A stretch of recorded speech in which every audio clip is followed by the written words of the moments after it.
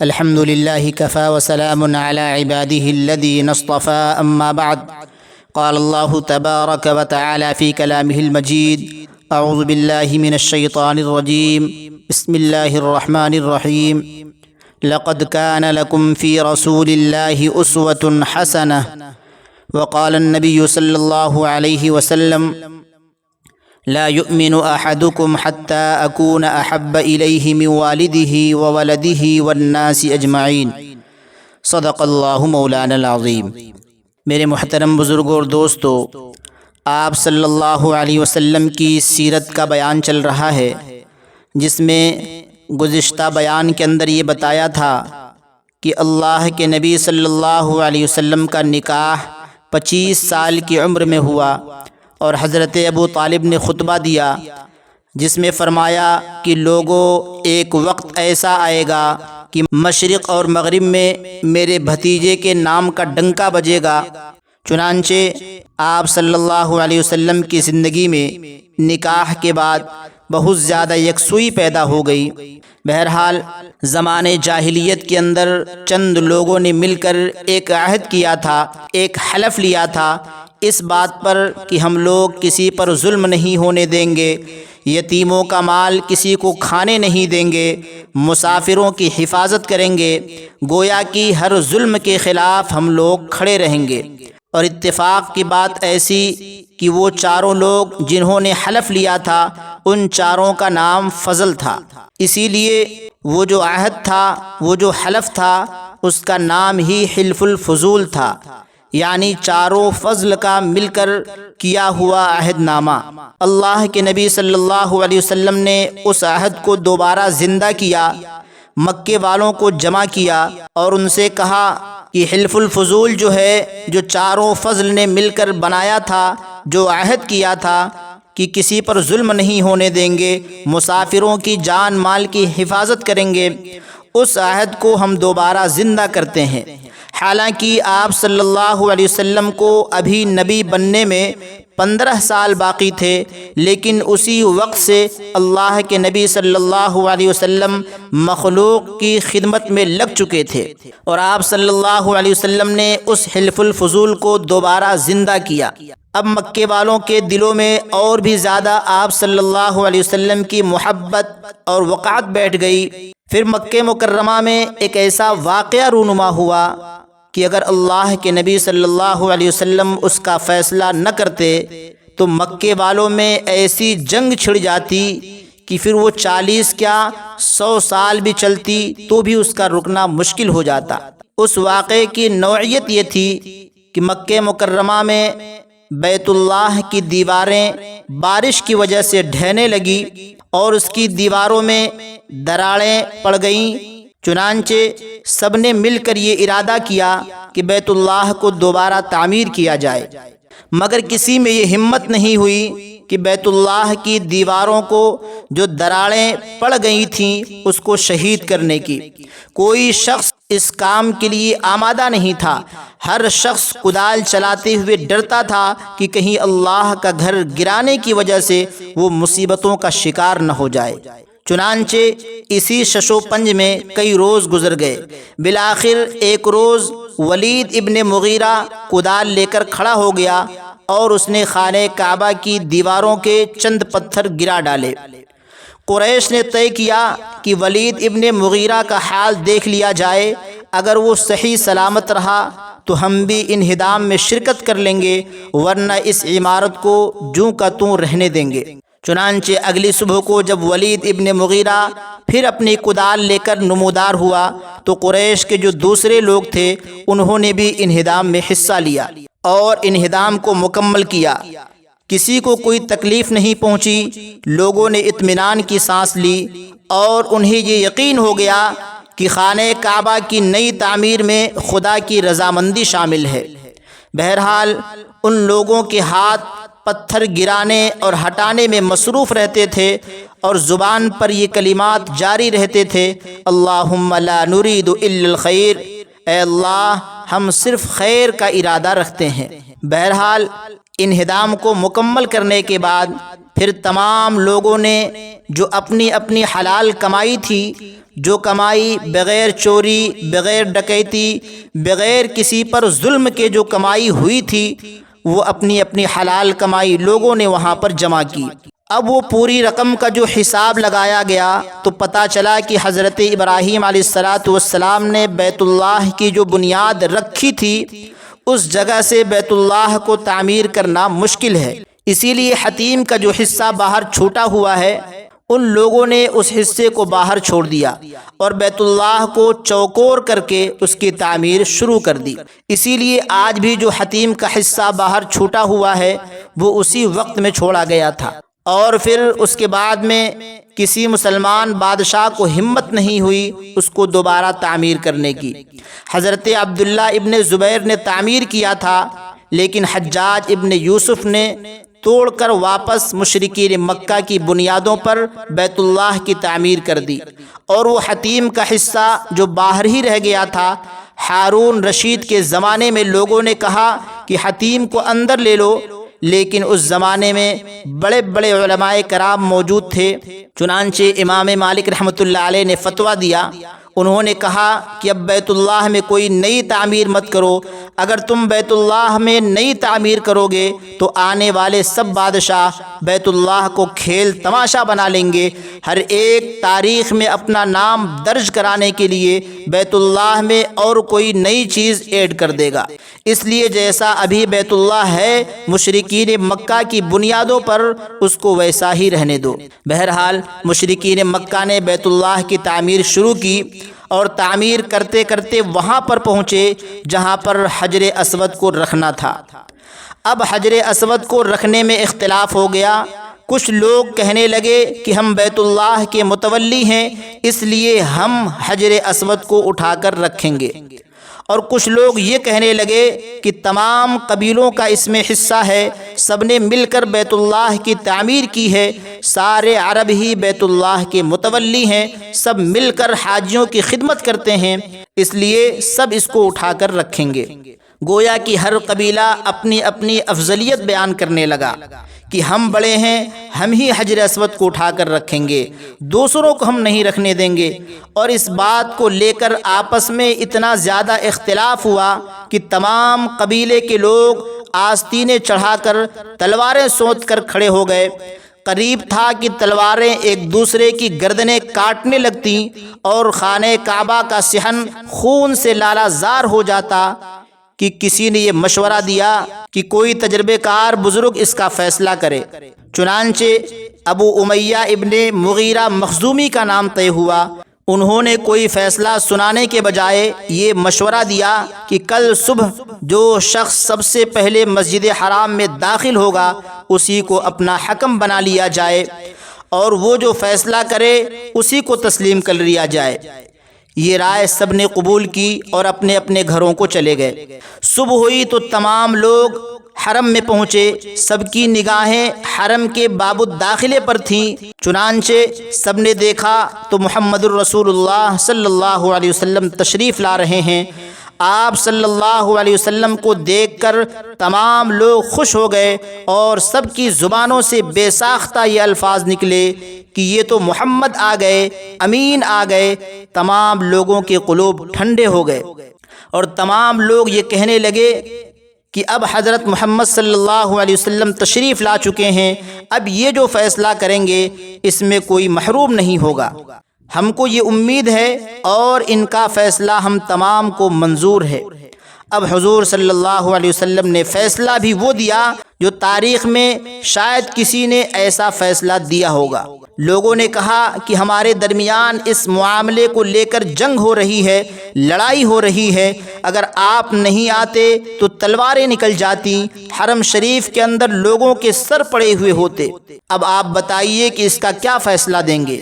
اللہ کے نبی صلی اللہ علیہ وسلم کے چہرے انور پر تبسم آیا، ایک مسکراہٹ آئی، پھر آپ صلی اللہ علیہ وسلم نے اپنی چادر مبارک نکالا، اس کو زمین پر پھیلا دیا، حجر اسود کو اٹھا کر اس پر رکھا، اور تمام قبیلوں کے سرداروں سے یہ کہا کہ اے قبیلوں کے سرداروں آ جاؤ، اور اس حجر اسود کی چادر کو سب لوگ مل کر پکڑ لو تاکہ حجر اسود رکھنے میں سب کا حصہ ہو جائے۔ اتنی آسانی سے آپ نے اس مسئلے کو حل کر دیا۔ اب سارے قبیلوں کے سردار آنے کے بعد انہوں نے چادر کو اٹھایا اور پھر ہمارے اور آپ کے آقا جناب محمد الرسول اللہ صلی اللہ علیہ وسلم نے اپنی بابرکت ہاتھوں سے حجر اسود کو اٹھا کر اس جگہ پر نصب کر دیا جہاں پر آج حجر اسود رکھا ہوا ہے۔ بہرحال آپ صلی اللہ علیہ وسلم کے اندر نکاح کے بعد بہت زیادہ یکسوئی پیدا ہو گئی تھی اور آپ صلی اللہ علیہ وسلم زیادہ وقت تنہائی میں گزارنے لگے۔ آپ صلی اللہ علیہ وسلم تنہائی میں چلے جاتے اور وہاں جا کر اللہ کو یاد کیا کرتے تھے، اس لیے کہ ایسا نہیں تھا کہ مکے والے اللہ کو نہیں جانتے تھے، بلکہ مسئلہ یہ تھا کہ ان لوگوں نے اللہ کی ذات میں بتوں کو بھی شریک کر لیا تھا، اس لیے ان کو مشرکین مکہ کہا جاتا ہے، ورنہ مکے والے تو اللہ کو جانتے اور پہچانتے تھے۔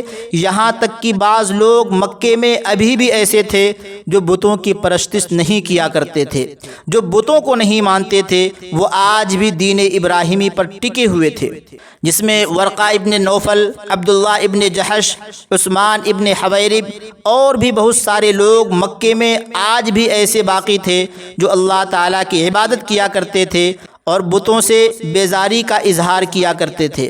انہی لوگوں میں ہمارے اور آپ کے آقا جناب محمد الرسول اللہ صلی اللہ علیہ وسلم بھی تھے۔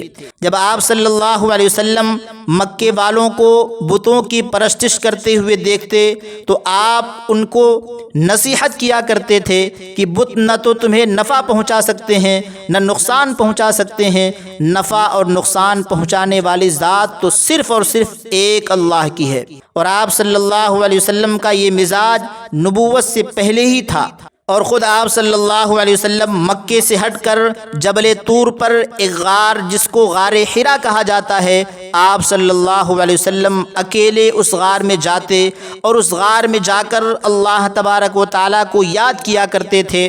کئی دنوں کا آپ صلی اللہ علیہ وسلم کھانا، ستو، کھجور وغیرہ اپنے ساتھ میں لے لیتے، غار حرا میں چلے جاتے اور اللہ تبارک و تعالیٰ کو یاد کیا کرتے تھے۔ جب کھانا وغیرہ ختم ہو جاتا واپس مکہ مکرمہ آتے، چند روز قیام کرتے اور پھر کھجور وغیرہ ساتھ میں لے لیتے، پھر دوبارہ غار حرا میں چلے جاتے اور یکسوئی کے ساتھ اللہ تبارک و تعالیٰ کا دھیان لگاتے۔ وقت گزرتا رہا، مہینے گزرتے رہے، سال گزرتا رہا، اور پھر اس کے بعد وہ مبارک دن آ گیا جس دن کا انتخاب اللہ تبارک و تعالیٰ نے نبی کریم صلی اللہ علیہ وسلم پر نبوت کی عظیم الشان ذمہ داری دینے کے لیے طے کیا تھا۔ چنانچہ آپ صلی اللہ علیہ وسلم غار حرا میں بیٹھے ہوئے تھے کہ اچانک حضرت جبریل علیہ السلام آئے اور آپ صلی اللہ علیہ وسلم کے سینے مبارک کو چاک کیا، آپ کا دل باہر نکالا اور اس کو زمزم سے دھویا۔ اس واقعے کو شق صدر کہا جاتا ہے، جو آپ صلی اللہ علیہ وسلم کی زندگی میں یہ دوسری مرتبہ پیش آیا تھا۔ اس سے پہلے میں بتا چکا ہوں کہ پہلا شق صدر کا جو واقعہ تھا وہ اس وقت میں پیش آیا تھا جب آپ صلی اللہ علیہ وسلم حلیمہ سعدیہ کے قبیلے میں تھے اور ان کے بچوں کے ساتھ بکریاں چرا رہے تھے۔ وہ پہلی مرتبہ تھا اور یہ دوسری مرتبہ تھا، اور تیسری مرتبہ معراج سے پہلے پیش آیا تھا، انشاءاللہ وہ آگے بیان ہوگا۔ یہ دوسری مرتبہ آپ صلی اللہ علیہ وسلم کا سینے مبارک چاک کیا گیا، آپ کے دل مبارک کو باہر نکالا گیا اور پھر زمزم کے پانی سے دھویا گیا اور پھر اسی جگہ پر اس کو لگا دیا گیا۔ زمزم کے پانی سے کیوں دھویا گیا؟ کیونکہ زمزم کے بارے میں آپ صلی اللہ علیہ وسلم نے فرمایا کہ زمزم کو جس نیت سے پیا جائے گا اللہ تبارک و تعالیٰ پینے والے کی اس نیت کو پورا کر دیں گے۔ اگر پیاسا اس نیت سے پیے کہ اس کی پیاس بجھ جائے تو اللہ تبارک و تعالیٰ اس کی پیاس بجھا دیں گے۔ اگر بھوکا اس نیت سے پیے کہ اس کی بھوک مٹ جائے تو اللہ تبارک و تعالیٰ اس کی بھوک کو مٹا دیں گے۔ بے اولاد اس نیت سے پیے کہ اللہ تعالیٰ اس کو اولاد عطا فرما دیں تو اللہ تبارک و تعالیٰ اسے نیک اور صالح اولاد عطا فرمائیں گے۔ بیمار شفا کی نیت سے پیے تو اللہ تبارک و تعالیٰ اسے شفا عطا فرما دیں گے۔ اس لیے زمزم کا پانی پینے سے پہلے کی دعا ہے اللہم انی اسألک علما نافعا ورزقا واسعا وعملا متقبلا وشفاء من کل داء۔ زمزم پینے سے پہلے یہ دعا پڑھنی چاہیے۔ اللہ تبارک و تعالیٰ اس دعا میں جتنی چیزیں مانگی گئی ہیں وہ تمام چیزیں پینے والے کو عطا کریں گے۔ بہرحال آپ صلی اللہ علیہ وسلم کے قلب اطہر کو زمزم کے پانی سے دھویا گیا، اور جب واقع شق صدر مکمل ہو گیا اس کے بعد جبریل علیہ السلام نے کہا کہ پڑھو۔ حضور صلی اللہ علیہ وسلم نے کہا کہ ما انا بقاری، میں پڑھا ہوا نہیں ہوں۔ اس کے بعد حضور صلی اللہ علیہ وسلم خود فرماتے ہیں کہ میرے اس جواب پر حضرت جبریل علیہ السلام نے مجھے پکڑا اور مجھے اس زور سے دبایا کہ مجھ پر مشقت کی انتہا ہو گئی۔ پھر حضرت جبریل علیہ السلام نے مجھے چھوڑ دیا اور دوبارہ کہا کہ اقرأ، پڑھو۔ میں نے جواب دیا ما انا بقاری، میں تو پڑھا ہوا نہیں ہوں۔ حضرت جبریل علیہ السلام نے پھر مجھے پکڑا اور دوبارہ اس زور سے دبایا کہ مجھ پر مشقت کی انتہا ہو گئی۔ پھر حضرت جبریل علیہ السلام نے کہا اقرأ، پڑھو۔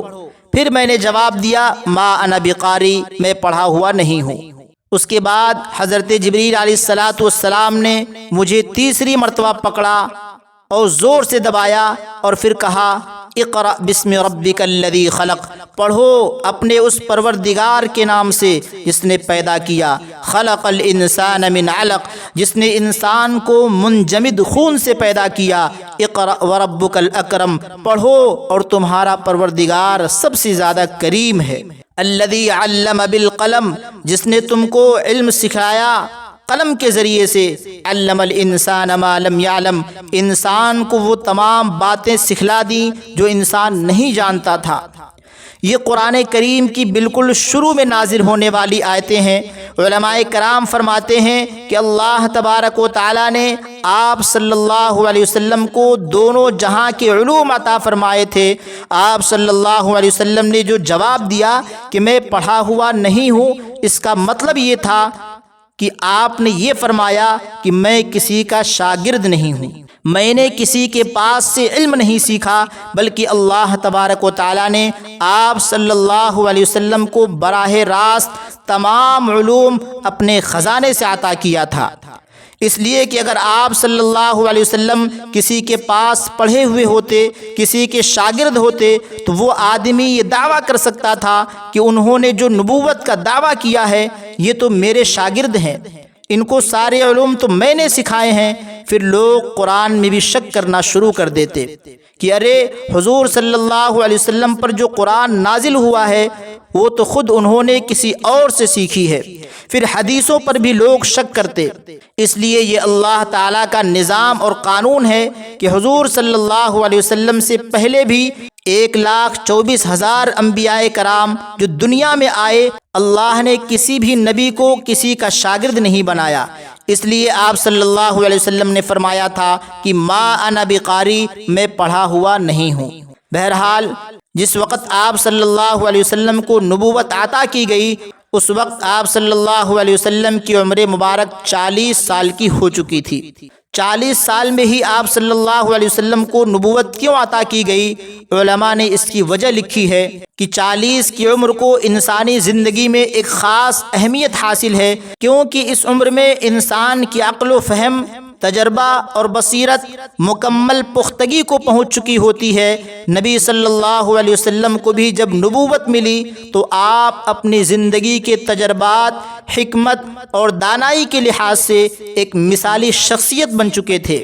عرب روایات کے مطابق یہ عمر اہم سمجھی جاتی ہے۔ عرب معاشرے میں بھی 40 سال کی عمر کو دانش مندی اور قیادت کے لیے موزوں ترین عمر سمجھا جاتا تھا۔ اسی وجہ سے اللہ تعالیٰ نے نبی کریم صلی اللہ علیہ وسلم کو اس عمر میں منصب نبوت عطا فرمایا تاکہ آپ کی بات لوگ زیادہ سنجیدگی سے لیں۔ بہرحال آپ صلی اللہ علیہ وسلم سے پہلے بھی دنیا میں جتنے نبی آئے تھے، اللہ تبارک و تعالیٰ نے تمام نبیوں کو بھی 40 سال کی عمر میں نبوت عطا کی۔ صرف ایک نبی حضرت عیسیٰ علیہ السلام تھے جو ماں کے پیٹ سے نبی بن کر پیدا ہوئے تھے۔ اسی لیے جب یہودی ان کے پاس گئے تو اس وقت حضرت عیسیٰ علیہ السلام جھولے میں تھے۔ یہودیوں نے کہا یا اخت ہارون ما کان ابوک امرأ سوء وما کانت امک بغیہ، اے ہارون کی بہن، نہ تیری ماں بری عورت تھی نہ تیرا باپ بدکار تھا، تو نے ایسا کیوں کیا؟ بچے کو بغیر باپ کے جنم دے دیا۔ تو قرآن نے کہا، حضرت مریم نے اشارہ کیا حضرت عیسیٰ علیہ السلام کی طرف، تو حضرت عیسیٰ علیہ السلام کہنے لگے قال انی عبد اللہ، میں اللہ کا بندہ ہوں، آتانی الکتاب وجعلنی نبیا، مجھے ماں کے پیٹ سے ہی اللہ تبارک و تعالی نے کتاب عطا کی اور مجھے نبی بنایا، ماں کے پیٹ سے ہی نبوت عطا کر کے دنیا میں بھیجا ہے۔ تو حضرت عیسیٰ علیہ السلام ہی ایک ایسے نبی ہیں جو ماں کے پیٹ سے نبی بن کر پیدا ہوئے۔ ان کے علاوہ تمام نبیوں کو اللہ تبارک و تعالی نے 40 سال کی عمر میں نبوت عطا کی۔ بہرحال آپ صلی اللہ علیہ وسلم غار حرا سے تشریف لے گئے۔ حضرت خدیجۃ الکبریٰ رضی اللہ تعالی عنہا نے دروازہ کھولا، دیکھا کہ آپ صلی اللہ علیہ وسلم بہت زیادہ حیران و پریشان ہیں۔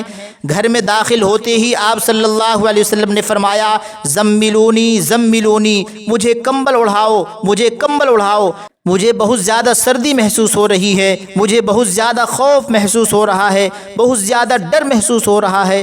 حضرت خدیجہ رضی اللہ تعالی عنہا نے آپ سے پوچھا کہ کیا بات ہے، کیا واقعہ پیش آیا ہے کہ آپ اتنا گھبرائے ہوئے ہیں اور آپ کو اتنی سردی محسوس ہو رہی ہے، آپ اتنا خوف محسوس کر رہے ہیں۔ حضرت خدیجہ نے آپ کو تسلی دی کہ آپ تو دوسروں کو ہمت دیا کرتے ہیں، آپ تو صلہ رحمی کرتے ہیں، لوگوں کی مصیبتوں میں کام آتے ہیں، اللہ تعالیٰ آپ کو ضائع نہیں کر سکتے۔ چنانچہ مکے میں تورات و انجیل کے ایک بہت بڑے عالم ورقہ ابن نوفل، یہ حضرت خدیجہ رضی اللہ تعالی عنہا کے قریبی عزیز تھے۔ ان کی عمر تقریباً 100 سے 150 سال ہو چکی تھی، بوڑھے آدمی تھے لیکن تجربے کار تھے۔ حضرت خدیجہ رضی اللہ تعالی عنہا آپ صلی اللہ علیہ وسلم کو لے کر چلیں اور ورقہ ابن نوفل کے مکان پر پہنچی۔ ورقہ ابن نوفل نے ساری کیفیت دریافت کی۔ آپ صلی اللہ علیہ وسلم نے فرمایا کہ میرے ساتھ ایسا واقعہ پیش آیا، آسمان سے ایک فرشتہ اترا، اس نے مجھے اس طریقے سے دبایا اور دبانے کے بعد کہا اقرأ، پڑھو، بسم ربک الذی خلق، خلق الانسان من علق، اقرأ وربک الاکرم الذی علم بالقلم، علم الانسان ما لم يعلم۔ ورقہ ابن نوفل کی آنکھوں میں آنسو آ گئے، وہ رونے لگے اور کہنے لگے وہ جو فرشتہ آپ کے پاس آیا تھا اس فرشتے کا نام حضرت جبریل علیہ السلام ہے، ان کو جبریل امین کہا جاتا ہے۔ آپ سے پہلے دنیا میں جتنے بھی نبی آئے تھے ان نبیوں کے پاس وہی فرشتہ پیغام لے کر آتا تھا، وہی فرشتہ آپ کے پاس میں بھی آیا تھا، اور جو آپ نے آیتیں تلاوت کی ہیں یہ اللہ تبارک و تعالیٰ کا حکم ہے، اللہ تبارک و تعالیٰ کا کلام ہے۔ اور پھر ورقہ ابن نوفل نے کہا کہ آپ گھبرائیے مت، آپ ڈریے مت، اللہ تعالیٰ نے آپ کو نبوت کی سب سے اہم اور بڑی ذمہ داری کے لیے آپ کو قبول کر لیا ہے، آپ کو اپنا نبی بنایا ہے، آپ کو اپنا پیغمبر بنایا ہے۔ اب دنیا میں آپ کو اللہ کا پیغام پہنچانا ہے۔ ایک وقت آپ پر ایسا آنے والا ہے کہ آپ لوگوں کو توحید کی دعوت دیں گے تو یہ آپ کی قوم آپ کی مخالفت کرے گی، لوگ آپ کے دشمن بن جائیں گے۔ خدا کرے کہ میں اس وقت تک زندہ رہوں، اگر میں اس وقت تک زندہ رہوں گا تو میں آپ کا ضرور ساتھ دوں گا، لیکن مجھے اپنے بڑھاپے کی وجہ سے لگتا نہیں ہے کہ میں زندہ رہوں گا۔ اب آگے کے واقعات انشاءاللہ اگلے جمعے میں بیان ہوں گے۔ وما علینا الا البلاغ۔